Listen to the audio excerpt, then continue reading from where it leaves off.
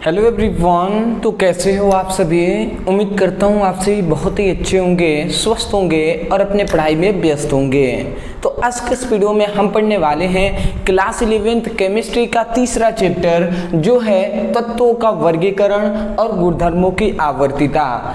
इस चैप्टर का ये लेक्चर नंबर 5 है और आज के इस वीडियो में हम बहुत ही इंपॉर्टेंट टॉपिक पर डिस्कस करने वाले हैं, जो है दीर्घाकार आवर्त सारणी, या इसे ही हम प्रवर्धित आवर्त सारणी के नाम से भी जानते हैं। तो इस टॉपिक पर हम डिटेल में एक्सप्लेन करने वाले हैं। मैं यही कहूँगा, यदि आप रट कर नहीं समझ कर याद करना चाहते हैं तो वीडियो को अंत तक बने रहें, एक एक छोटी छोटी पॉइंट्स भी आपको समझ में आएगा।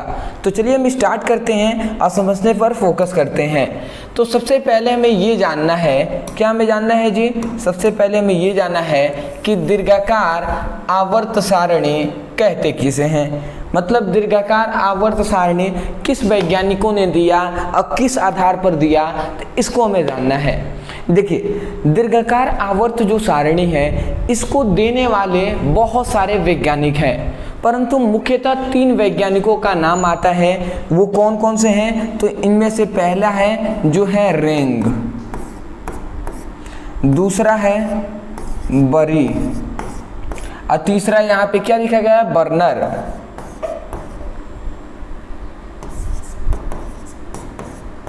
तो ये तीन क्या थे? वैज्ञानिक थे। इनका मोस्टली मतलब मुख्यतः योगदान इन तीनों का ही है। तो रेंग, बर्नर और बरी, ये तीनों वैज्ञानिकों ने मिलकर क्या किया कि जो इलेक्ट्रॉनिक विन्यास के आधार पर इन्होंने एक सारणी प्रस्तुत किया। किस पर? इलेक्ट्रॉनिक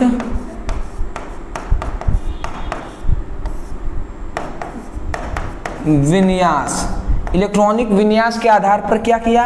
एक सारणी प्रस्तुत किया और उसी सारणी के इन्होंने नाम क्या दे दिया? उसी सारणी को नाम दिया दीर्घाकार, या हम कह सकते हैं प्रवर्धित आवर्त सारणी। बात समझ में आ रहा है? मतलब रेंग, बरी और बर्नर, इन तीनों वैज्ञानिकों ने मिलकर, ठीक है, इलेक्ट्रॉनिक विन्यास के आधार पर क्या किया? एक सारणी प्रस्तुत किया, जिसे हम क्या कहते हैं? जिसे दीर्घाकार या प्रवर्धित आवर्त सारणी कहते हैं। देखिए, वही बात हमने यहाँ पे लिखा है। क्या लिखा गया है? रेंग, बर्नर और बरी आदि वैज्ञानिकों ने बोर द्वारा दिए गए इलेक्ट्रॉनिक विन्यास के आधार पर एक आवर्त सारणी क्या किया? एक आवर्त सारणी का निर्माण किया, जिसे हम दीर्घाकार या प्रवर्धित आवर्त सारणी कहते हैं।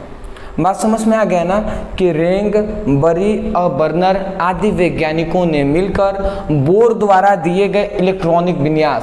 अरे भैया, इलेक्ट्रॉनिक विन्यास किसने सबसे पहले दिया था? तो बोर ने, हमारे वैज्ञानिक ने दिया था। तो बोर के इलेक्ट्रॉनिक विन्यास के आधार पर एक आवर्त सारणी प्रस्तुत किया। क्या किया इन्होंने? एक आवर्त सारणी प्रस्तुत किया, जिसे हम दीर्घाकार या प्रवर्धित आवर्त सारणी कहते हैं। मैं आशा करता हूँ समझ के होंगे। रटना नहीं है, समझ कर याद करना है। अगर आता है कि आपको दीर्घाकार या प्रवर्धित आवर्त सारणी किसे कहते हैं, तो इसके बारे में पूरे तरीके से डिटेल में हमें एक्सप्लेन करना होता है, वो हम आगे करेंगे और इन सभी के बारे में हम जानेंगे। बट फिलहाल अभी हमें ये याद करना है कि पहले हमें ये बताना है कि रेंग, बरी और बर्नर आदि वैज्ञानिकों ने मिलकर बोर द्वारा दिए गए इलेक्ट्रॉनिक विन्यास के आधार पर एक आवर्त सारणी प्रस्तुत किया, जिसे दीर्घाकार आवर्त सारणी के नाम से जानते हैं या दीर्घाकार आवर्त सारणी कहते हैं। मैं आशा करता हूँ आप समझ के होंगे। और इसमें एक और पॉइंट्स आपको याद रखना है हमेशा के लिए। वो क्या है? तो वो भी मैं यहाँ पे आपको बता दे रहा हूँ। वो क्या है? वो ये है कि जो दीर्घाकार आवर्त सारणी को, मतलब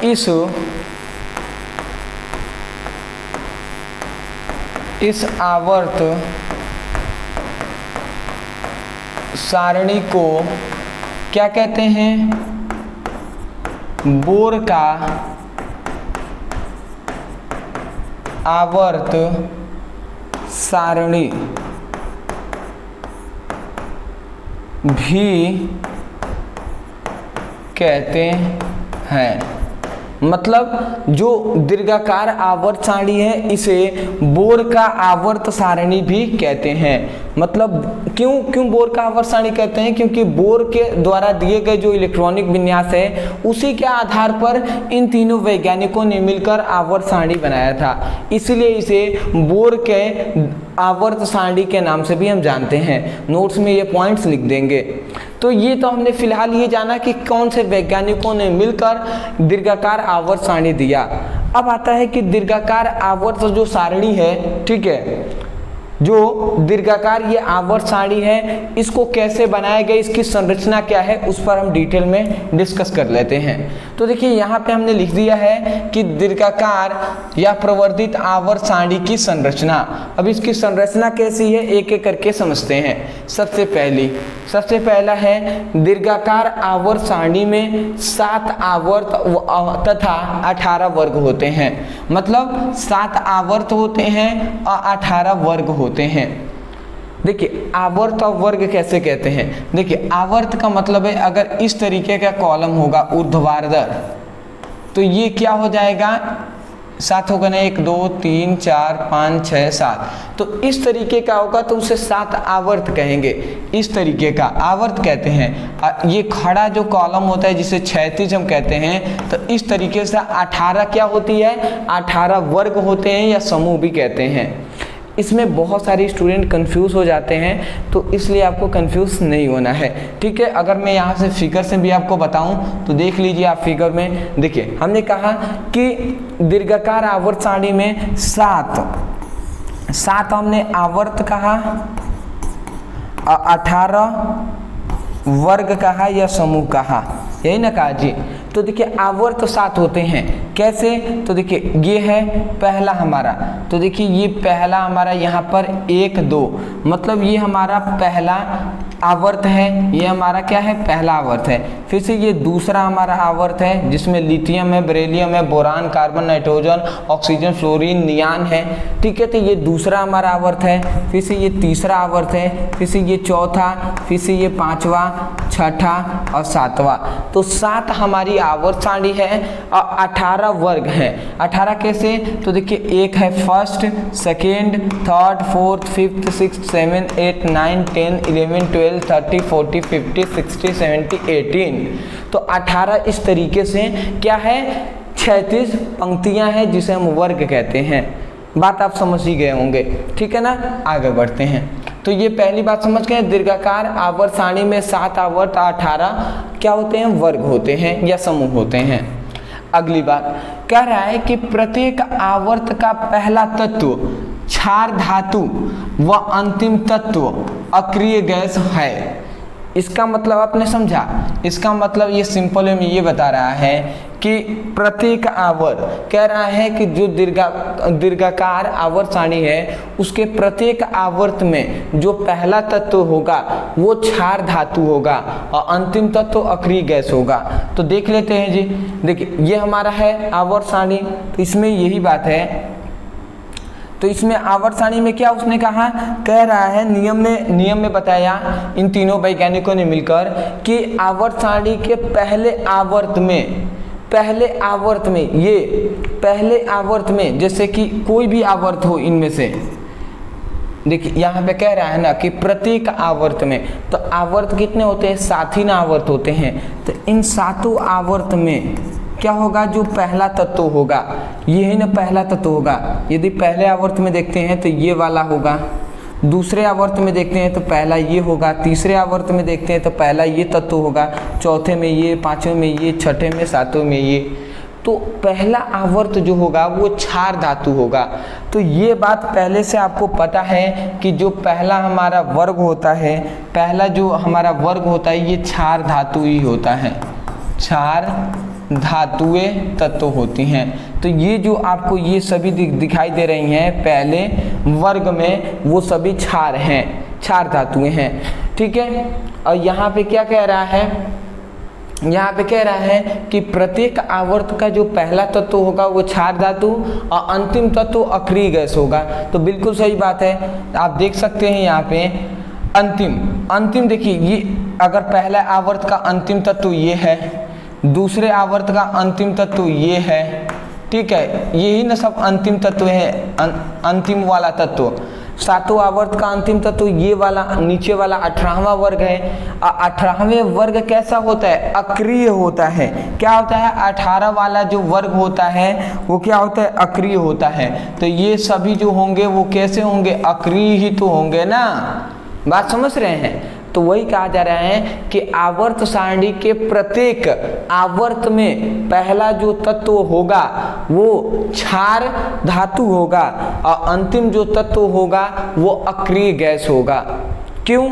क्योंकि हमें पता है आवर्त सारणी में पहला जो वर्ग होता है वो क्षार धातु होता है, अंतिम वर्ग होता है जो अक्रिय गैस होते हैं। तो ये वैज्ञानिकों ने बता दिया। ठीक है जी। तीसरा इन्होंने ये कहा कि आवर्तों की संख्या मुख्य क्वांटम संख्या n के आधार पर बनाई गई है। देखिए, आवर्तों की जो संख्या है, मान लेते आवर्तों की संख्या मुख्य क्वांटम संख्या के आधार पर बनाई गई है। देखिए, आवर्तों की जो संख्या वो क्या बताता है? ये आवर्तों की संख्या मतलब कि मान लेते हैं यहाँ पे देखिए, ये पहला आवर्त है, ये दूसरा, ये तीसरा, चौथा, पांचवा, छठा, सातवां, ये 7 आवर्त हैं। तो 7 मान लेते हैं, 5वां आवर्त है, तो 5वां आवर्त क्यों कह रहे हैं? क्योंकि 5वां ये जो आवर्त है, ये 5वां जो आवर्त है, इसके ये जो सभी इलेक्ट्रॉन है ना, ये सभी तत्वों के जो इलेक्ट्रॉन होंगे वो इनका अंतिम इलेक्ट्रॉन 5वें कक्षक में प्रवेश करता है। इसीलिए इसे हम 5वें आवर्त में इन सभी को रखा गया है। समझ रहे हैं ना? तो आवर्तों की जो संख्या होती है, आवर्तों की संख्या मुख्य क्वांटम संख्या n पर आधारित बनाया गया है। मतलब मुख्य क्वांटम संख्या क्या बताता है? कक्षकों की संख्या बताता है। यदि मुख्य क्वांटम संख्या मान लेते हैं 7 हो गया, तो इसका मतलब कि कोई ऐसा तत्व है जिसका अंतिम इलेक्ट्रॉन 7वें उपकोष में 7वें कक्षक में प्रवेश कर रहा है। ठीक है, उसी का क्वांटम संख्या 7 होगा। मान लेते किसी क्वांटम संख्या 2 है, तो इसका मतलब कि कोई ऐसा तत्व है जिसका मुख्य क्वांटम संख्या 2 है, तो इसका मतलब उस तत्व का अंतिम इलेक्ट्रॉन दूसरी कक्षा में प्रवेश करता है। तो वही बात कहा जा रहा है कि आवर्तों की जो संख्या होती है मुख्य क्वांटम संख्या n पर आधार पर बनाया गया है, n के आधार पर बनाई गई है। अगला यहाँ पे आता है कि सभी आवर्तों में तत्वों की संख्या क्रमशः 2, 8, 8, 18, 18, 32 इस तरीके से हैं। इसका मतलब इसे समझे आप। और उसके बाद कह रहा है तथा इन संख्याओं को मैजिक नंबर कहते हैं या मैजिक संख्या कहते हैं। देखिए, कह रहा है ना कि सभी आवर्तों में तत्वों की संख्या क्रमशः 2, 8, 18, 32 इस प्रकार है। मतलब देखिए, यहाँ पे आवर्तों की संख्या कितनी है? यहाँ पे अगर आप देख रहे होंगे तो देखिए, यहाँ पे अगर मैं आपको दिखाऊं, ठीक, यहाँ पे अगर आप देखें तो यहाँ पे कितने आवर्त हैं? ये पहला है, दूसरा, तीसरा, चौथा, पांचवा, छठा और सातवां। 7 आवर्त है ना। तो कह रहा है कि पहले आवर्त में 2, देखिए इस प्रकार का आ गया कि प्रत्येक आवर्तों में जो तत्वों की संख्या है 2, 8, 8, 18, 32 इस प्रकार हैं। तो देख लेते हैं, पहला हमारा आवर्त है तो इसमें कह रहा है कि तत्वों की संख्या 2 होगा। तो देख लेते हैं जी, एक पहले आवर्त में एक तत्व ये है, एक तत्व ये वाला है और दूसरा एक तत्व यहाँ पे है।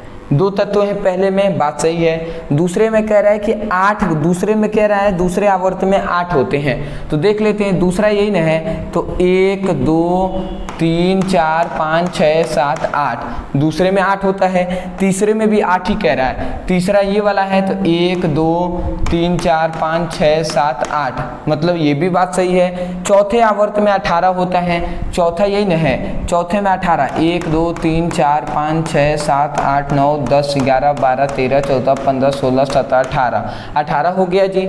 ठीक है, फिर से चौथे के बाद 5वें में भी 18, तो 5वां यही है, यहाँ से लेकर जाएंगे यहाँ तक 18 हो जाएगा। फिर से छठे में 32 कह रहा है, तो ये छठा में देखिए यहाँ 1 2 यहाँ पे 57 से 71 तक नीचे तत्वों को रख दिया गया है, ठीक है, 57 से 71 तक। तो उसके बाद यहाँ पे जो छठा हमारा होता है इसमें नीचे भी तत्व 14 उठाकर रख दिए गए हैं, ऊपर के 18 14 ये सब जोड़ देंगे तो हमारा 32 ही आएगा, ठीक है ना। तो बात समझ रहे हैं। उसके बाद सातवें के बाद आठवां भी तत्वों के मतलब 6 तक तो हमने कंफर्म, हमें पता है कि 32 होंगे। सातवां जो हमारा आवर्त है उसमें अभी तक कंफर्म नहीं हुआ है कि कितने इलेक्ट्रॉन अधिक से अधिक भरे जाएंगे, क्योंकि अभी तक जो भी परमाणु खोज हुआ है उसमें हमारा छठे तक प्रवेश होता है, सातवें में अभी अधिक से अधिक 28 तक इलेक्ट्रॉन भरते हैं अंतिम कक्षा में, उससे अधिक भर नहीं पाते हैं। फिर भी नए तत्वों की या नए जो परमाणुओं की खोज होगा तो आगे पता चलेगा। फिलहाल आप इतना ही जान लीजिएगा। इतना क्या जानना है कि सब जो दीर्घाकार आवर्त सारणी में आवर्तों में तत्वों की जो संख्या होती है वो क्रमशः 2 8 8 18 18 32 इस प्रकार होती है। इन संख्याओं को मैजिक क्या कहते हैं, मैजिक नंबर कहते हैं या मैजिक संख्या कहते हैं। अगला आता है कि किसी एक वर्ग के सभी तत्वों का गुण समान होते हैं क्योंकि इनकी बाहरी कक्षा में इलेक्ट्रॉनों की इलेक्ट्रॉनिक विन्यास समान होते हैं। मतलब कह रहा है कि प्रत्येक वर्ग में, मतलब यहाँ पे सिंपल वे में है, देखिए यहाँ पे हमें क्या बात बताया गया, यहाँ पे हमें यही बात बताया जाता है कि वर्गों की संख्या कितनी है जी, वर्गों की संख्या हमने कहा 18 है। तो कह रहा है कि देखिए 18 कैसे, ये पहला वर्ग है, ये दूसरा, तीसरा, चौथा, पांचवा, छठा, सातवां, आठवां, नौवां, 10वां, 11वां, 12वां, 13वां, 14वां, 15वां, 16वां, 17वां, 18वां। तो यहाँ पे 18 ये वर्ग हैं। तो यहाँ पे ये बताया गया 18 वर्ग है ना, तो प्रत्येक वर्ग में जो तत्वों की जो संख्या है, तत्व जो होंगे उनका गुण समान होगा। जैसे ये पहला वर्ग है तो पहले वर्ग में जितने भी ये तत्व होंगे उन सभी तत्वों का जो गुण होगा वो समान होगा। दूसरे वर्ग में ये जितने भी तत्व रखे गए हैं इन सभी का गुण एक समान होगा। क्यों? क्योंकि इनका अंतिम मतलब जो इनका इलेक्ट्रॉनिक विन्यास जो होता है वो समान होता है, ठीक है ना, उनका इलेक्ट्रॉनिक विन्यास समान होगा, ठीक है, इसीलिए। तो ये बात आप याद रखेंगे। अगला क्या कह रहा है कि किसी वर्ग में ऊपर से नीचे की ओर जाने पर कक्षाओं की संख्या बढ़ती है, अतः तत्वों के गुणों में क्रमिक परिवर्तन होता है। मतलब कह रहा है कि वर्ग में ऊपर से नीचे जाएंगे, वर्ग में ऊपर से नीचे की जाएंगे तो कक्षकों की संख्या बढ़ेगी। देख लेते हैं जी, देखिए यहाँ पे ये कह रहा है कि वर्ग में ऊपर, ये वर्ग है टोटल 18 वर्ग है ना, तो वर्ग में ऊपर से नीचे की ओर अगर हम जाते हैं, वर्ग में ऊपर से अगर हम नीचे की ओर जाते हैं तो क्या बढ़ता है, कह रहा है कि कक्षाओं की संख्या बढ़ेगी। कैसे बढ़ेगी? तो देखिए ऊपर है हाइड्रोजन, जिसका मतलब हाइड्रोजन है जिसका परमाणु क्रमांक 1 है, फिर से आता है लिथियम जिसका 3 है, ठीक है ना, लिथियम है, उसके बाद 3 आता है, फिर से सोडियम है Na जिसका 11 होता है, फिर से पोटेशियम है जिसका 19 होता है, फिर से Rb है जिसका 37 होता है। तो देख रहे हैं जैसे जैसे ये वर्ग ही तो है, ये पहला वर्ग के ये हमने इलेक्ट्रॉन लिखे हुए हैं, मतलब सॉरी ये तत्व लिखा गया है। तो आप देख रहे हैं कि इनके परमाणु क्रमांक ऊपर से नीचे की ओर आ रहे हैं, ऊपर से नीचे की ओर जितना जा रहे हैं परमाणु क्रमांक बढ़ रहा है। पहले 1 था, फिर से 3, फिर से 11, 19, 37। परमाणु क्रमांक बढ़ने का मतलब है इलेक्ट्रॉनों की संख्या बढ़ रही है। तो हम इतनी बात जानते हैं कि जैसे जैसे इलेक्ट्रॉनों की संख्या बढ़ेगी वैसे वैसे इलेक्ट्रॉनों के लिए कक्षाएं भी तो होनी चाहिए ना। तो इसका मतलब देखिए यहाँ पे एक ही इलेक्ट्रॉन था तो एक ही कक्षा में हम जानते हैं 2 इलेक्ट्रॉन भर जाएंगे, तो वो भर जाते हैं, परंतु इसके पास अब 3 इलेक्ट्रॉन हो गए, तो लिथियम के लिए तो 2 कक्षाएं होनी चाहिए ना। तो इसीलिए कहा जा रहा है इलेक्ट्रॉनों की संख्या बढ़ रही है, इसका मतलब क्या हुआ, कक्षाओं की भी संख्या बढ़ेगी। वही कहा जा रहा है कि किसी वर्ग में ऊपर से यदि नीचे की ओर आते हैं तो कक्षाओं की संख्या बढ़ती है, अतः तत्वों के गुणों में क्रमिक परिवर्तन होता है। मतलब तत्वों गुण में ऐसा नहीं है कि तुरंत बहुत बड़ा परिवर्तन हो जाएगा, ऐसा नहीं है, थोड़ा थोड़ा परिवर्तन होता है। अंतिम आता है दीर्घाकार आवर्त सारणी में 4 ब्लॉक में बांटा गया है। जो दीर्घाकार आवर्त सारणी है उसे 4 ब्लॉक में बांटा गया है, वो कौन कौन सा है तो देख लेते हैं जी। देखिए दीर्घाकार जो आवर्त सारणी है इसे 4 ब्लॉक में बांटा गया है। देखिए कौन सा, तो देखिए यहाँ से ये वाला पहला और दूसरा, पहला वर्ग और दूसरा वर्ग जो होता है इसे हम एस ब्लॉक कहते हैं। क्या कहते हैं? S block. फिर से ये 13 से लेकर 18 तक के, ये यहाँ से ये 13 से 18 तक ये सभी हैं, तो इन सभी को हम क्या कहते हैं? पी ब्लॉक कहते हैं। फिर से यहाँ से 3 से लेकर 12 तक के ये जितने भी वर्ग हैं, ठीक है, 3 से लेकर 12 तक के, ये सभी क्या कहलाएंगे?